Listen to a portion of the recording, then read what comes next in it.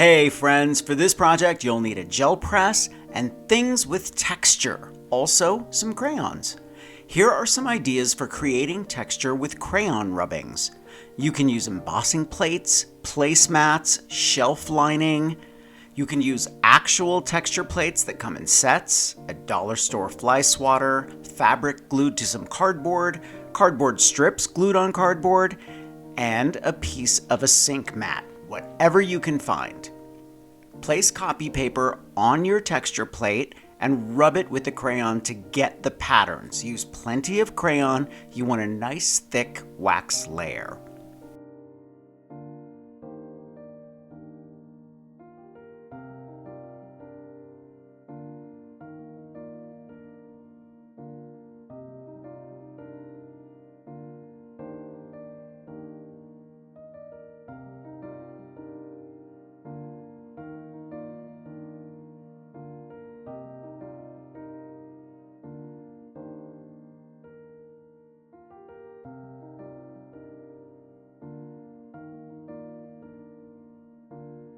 Now the fun part.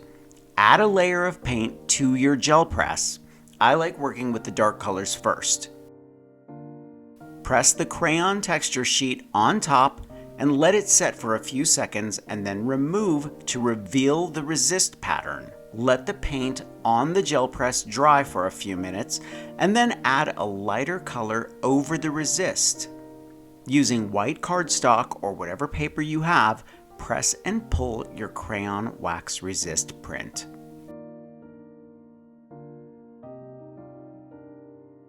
Let's experiment and see what else we can come up with.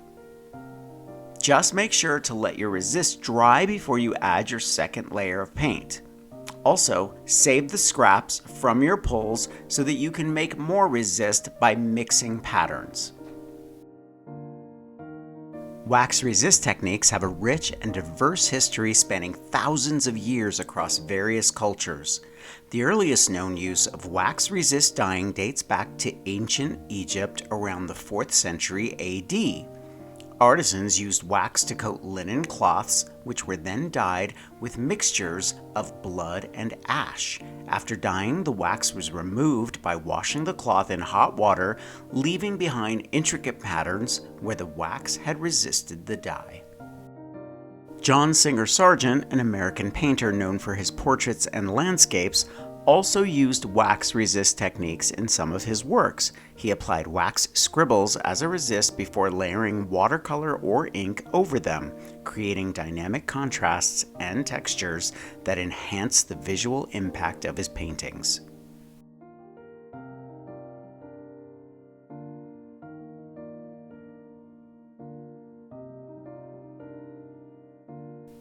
I hope you like this fun crayon wax resist technique. Make sure to let me know what you think in the comments and if you're going to try it. I'm going to leave a link for everything I use for this project in the description below. Thumbs up if you like this video, leave me a comment and I will get back to you. Subscribe to my channel if you haven't already, and don't forget to press the notification bell so that you know I have a new video. If you want projects I don't share anywhere else, follow me on Patreon. I'll leave a link below for that as well. And if you want inspiration, grab one of my craft books. I think you'll like The Big Ass Book of Crafts, and I'll see you real soon.